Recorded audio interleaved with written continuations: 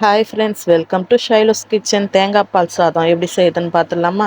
அதுக்கு ஒரு பெரிய முழு தேங்காவை நல்லா எந்த அளவுக்கு நம்மளால் பால் எடுக்க முடியுமோ அரைச்சிட்டு நம்ம தண்ணி ஊற்றி ஊற்றி நம்ம தேங்காய் பால் ரெடி பண்ணிக்கலாம். அப்புறம் பாஸ்மதி இந்தியா கேட் ரைஸ் வந்து 1 kg நான் எடுத்திருக்கேன். இப்போ இதில் எவ்வளோ தண்ணி ஊற்றுறது கரெக்டாக, இதில் மொத்தம் 5 கிளாஸ் வரும். இந்த 5 கிளாஸுக்கு 1 கிளாஸ் பால், தேங்காய் பால்னு எடுத்து வச்சுக்கலாம்.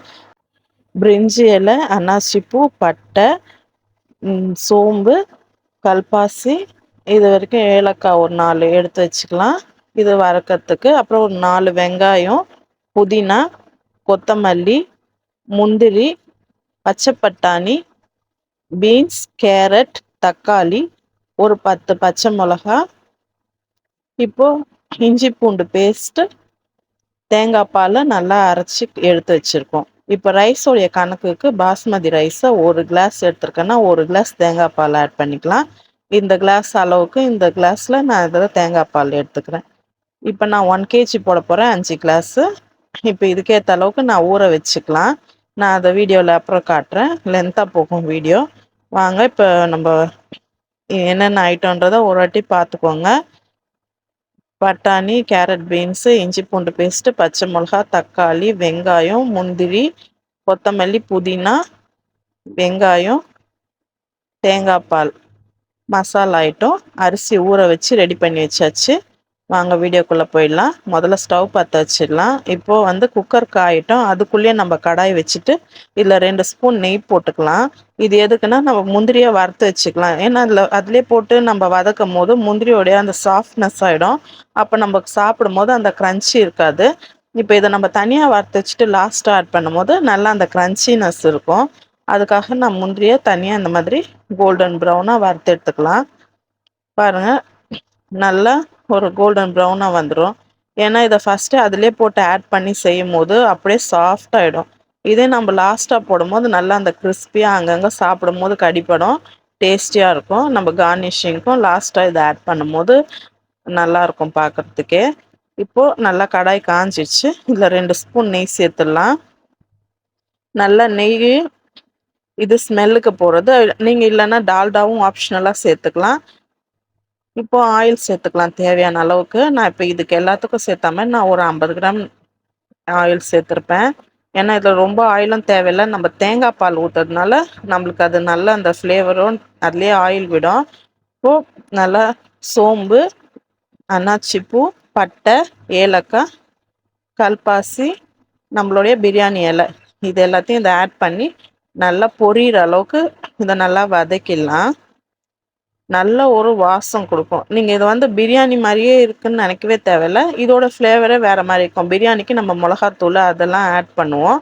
ஆனால் இது வந்து நம்மளுக்கு லைட்டாக மைல்டாக தான் இருக்கும். காரம் நல்லா டேஸ்டியாக இருக்கும். இப்போ ஒரு 4 வெங்காயம் வந்து மெலிஸாக கட் பண்ணியிருக்கேன், நல்லா நீட்டாக. அப்போ நம்மளுக்கு சீக்கிரம் இது வதங்கிடும். அதனால இந்த மாதிரி கட் பண்ணி போடுறது. இதை நல்லா ரொம்பவும் இதை கருகிற மாதிரி வறுத்துடக்கூடாது, கோல்டன் ப்ரௌனும் ஆகக்கூடாது. லைட்டாக அந்த கண்ணாடி பதம் இருக்கணும். ஏன்னா ரொம்ப கோல்டன் ப்ரௌனிஷாக ஆச்சுன்னா ரைஸில் வந்து கலர் சேஞ்ச் ஆகிடும். நம்மளுக்கு இது கொஞ்சம் ஒயிட்டாக தானே வேணும். இந்த பாருங்கள், இது குக்கர் ரொம்ப ஹைட்டு. இதில் நான் எக்கி செய்யறதுனால உங்களுக்கு வீடியோவும் கொஞ்சம் கேமரா ஆடுற மாதிரி தான் இருக்குது. ஏன்னா ரொம்ப ஹைட்டு குக்கரும். ஏன்னா 1 kg பண்ணுறதுனால நான் கொஞ்சம் கஷ்டம், வீடியோ உங்களுக்கு கிளாரிட்டி இல்லாமல் தான் இருக்குதுன்னு நினைக்கிறேன்.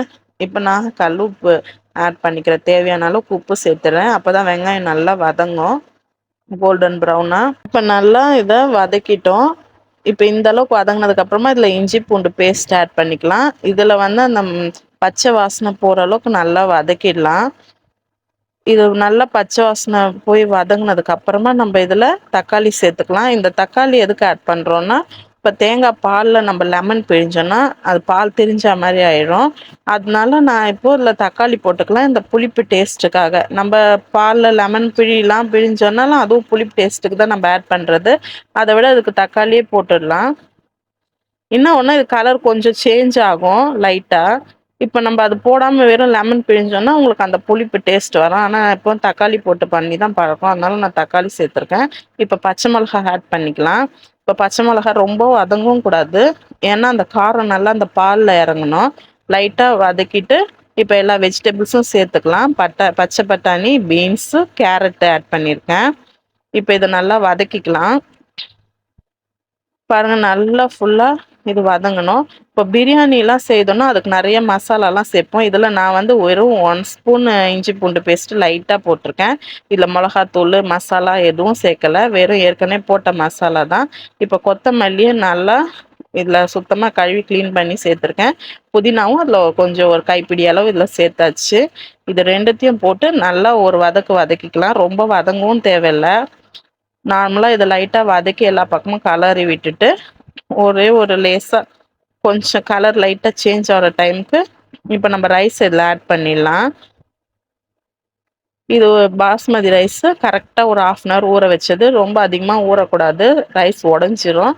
இப்போ அவ்வளோதான். இந்த ரைஸு எனக்கு 5 கப் ரைஸ் இது நல்லா ஊறி வந்திருக்கு. இப்போ இதுக்கு 1 கிளாஸுக்கு ரைஸுக்கு 1 கிளாஸ் பால் மட்டும்தான் நான் ஆட் பண்ண போகிறேன். இப்போ தேங்காய் பால் சாதம்னாலே சில டைம் நல்லா குழஞ்ச மாதிரி தான் செய்கிறாங்க. நான் அந்த மாதிரி இல்லாமல் நம்மளுக்கு பாஸ்மதி ரைஸு கொஞ்சம் உதிரி உதிரியாகவும் வரா மாதிரி இருக்கணும், அதே டைமில் நல்லா அந்த பால் அதில் க்ரீமியாகவும் இருக்கணும். அதுக்காக இதில் ஆட் பண்ணுறது. பாலை நல்லா தேங்காவை கரெக்டாக ஒரு முழு பெரிய தேங்காவை ஒன்று நல்லா அரைச்சி அதில் இருக்க பாலை பிழிஞ்சு எடுத்துருக்கு. இதில் வந்து அந்த திப்பி கிப்பி எதுவும் இருக்கக்கூடாது. அப்போ தான் உங்களுக்கு ரைஸு ரொம்ப ஒட்டாமல் நல்லா ஓரளவுக்கு உங்களுக்கு உதிரி கிடைக்கும். பாருங்கள், இந்த அளவுக்கு திக்னஸ் இருந்தால் போதும். கரெக்டாக 5 கப்பு தேங்காய் பால் இதில் ஆட் பண்ணியிருக்கேன். அவ்வளோதான். இப்போ ரொம்ப கலராமல் ரைஸாக உள்ளே இருக்க வெஜிடபிள்ஸ் மேலே வர அளவுக்கு ஒரே ஒரு கலரிட்டு நம்ம இப்போ இதை க்ளோஸ் பண்ணிட போகிறோம். ரப்பர் போட்டுட்டு விசில் போட்டு இதை நம்ம க்ளோஸ் பண்ணிக்கலாம். இப்போ ஒவ்வொருத்தருக்கு குக்கர் ஒவ்வொரு டைமிங்க்கு விசில் வரும். நம்ம அப்படிலாம் பார்க்காம கரெக்டாக 15 மினிட்ஸ் வைங்க. அதில் ஒரு விசில் வந்தாலும் சரி, 2 விசில் வந்தாலும் ஒரே ஒரு 15 மினிட்ஸ் வச்சுட்டு அதுக்கப்புறமா நம்ம ஒரு 5 நிமிஷம் தம் போட்டுட்டு அதுக்கப்புறம் ஓப்பன் பண்ணி பார்க்கலாம். பாருங்கள், எவ்வளோ ரைஸு நல்லா உங்களுக்கு உதிரி உதிரியாக வந்திருக்கு. தேங்காய் பால் சாதம்னா ஃபுல்லாக ஒட்டும், அந்தளவுக்கு ஒட்டாமல் நம்மளுக்கு இந்த அளவுக்கு கிடச்சிருக்கு பாருங்கள். இதுக்கு தான் சின்ன சின்ன டிப்ஸ் நான் உங்களுக்கு சொல்லியிருக்கேன். நார்மலாக எல்லாரும் பண்ணுறது தானே தேங்காய் பால் சாதம்னா அப்படின்ட்டு நம்ம பாஸ்மதி ரைஸில் இந்த மாதிரி உதிரி உதிரியாக எடுக்கிற அளவுக்கு தேங்காய் பால் சாதம் ரெடி பண்ணிப்போம். நல்லா க்ரீமியாக யம்மியாக செம்ம டேஸ்டியாக இருக்கும். நீங்களும் வீட்டில் இதே மாதிரி ட்ரை பண்ணுங்கள். அப்படியே நம்ம ஷைலோஸ் கிச்சனை சப்ஸ்கிரைப் பண்ணிக்கோங்க, லைக் பண்ணிக்கோங்க, ஷேர் பண்ணிக்கோங்க. இப்போ கார்னிஷிங்க்கு கொத்தமல்லி சேர்த்துருக்கேன், முந்திரி சேர்த்தாச்சு. இதை தான் நான் லாஸ்ட்டாக நான் சொன்ன வறுத்துட்டு போட்டோன்னா நல்லா க்ரன்ச்சியாக இருக்கும், நல்லா டேஸ்டியாக இருக்கும். தேங்காய் பால் ரைஸு செம யம்மியாக இருக்கும். இது வயிற்று புண்ணு ரெனெல்லாம் ஆற்றும். நான் இப்போ வந்து மஷ்ரூமை பெப்பர் போட்டு ஃப்ரை பண்ணி வச்சுருக்கேன். இது சப்புன்னு இருக்கும் போது இது நல்ல காரம் எடுத்து கொடுக்கும். டேஸ்ட்டு செம யம்மியாக இருக்கும். இல்லை நம்ம நான்வெஜ்ஜாக இருந்தால் சிக்கன் கிரேவி அந்த மாதிரிலாம் வச்சு சாப்பிட்டோம்னா இன்னும் அல்டிமேட்டாக இருக்கும். இப்போ நம்ம பாருங்கள் ரைஸ் எப்படி உதிரி உதிரியாக வருது. பாஸ்மதி ரைஸு தனித்தனியாக வந்திருக்கு. இப்போ இதுக்கு பச்சடி வேணும்னாலும் காரம் சாப்பிடாதவங்க இந்த மாதிரி ஆனியன் போட்டு ரைத்தா பண்ணியும் வச்சுக்கோங்க, செம டேஸ்ட்டாக இருக்கும். இப்போ மஷ்ரூம் அந்த கிரேவியோட நம்ம இந்த ரைஸ் வச்சு சாப்பிடும்போது யம்மியாக இருக்கும். நீங்களும் வீட்டில் ட்ரை பண்ணி பாருங்கள். ஷைலோஸ் கிச்சனை சப்ஸ்கிரைப் பண்ணிக்கோங்க. நெக்ஸ்ட் வீடியோவில் பார்க்கலாம். பாய்.